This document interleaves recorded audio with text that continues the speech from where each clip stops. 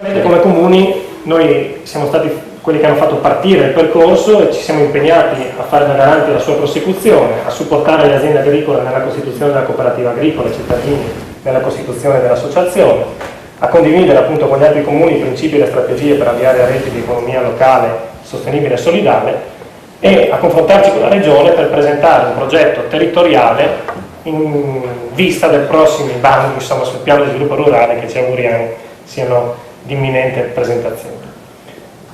Dal punto di vista quantitativo, alcuni numeri: attualmente noi abbiamo 736 quintali di frumento stoccati, il prezzo riconosciuto agli agricoltori, come dicevo, è 40 euro al quintale, il prezzo della farina sarà di 1,20 euro per i panifici e i ristoranti, 1,50 euro per la piccola distribuzione, 1,80 euro per i gruppi di acquisto solidali, 2 euro per la vendita al dettaglio. Quindi i negozi che hanno aderito al percorso sanno che compreranno 1,50 euro e che venderanno a 2 euro. Questa è l'anteprima appunto del sacchetto di farina. Abbiamo centrato in modo forte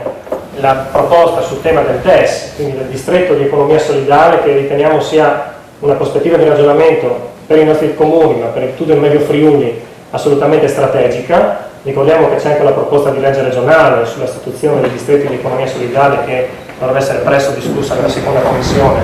consiliare. Però pensiamo che questo sia l'approccio fondamentale per riuscire a immaginare una nuova idea di sviluppo dei nostri territori.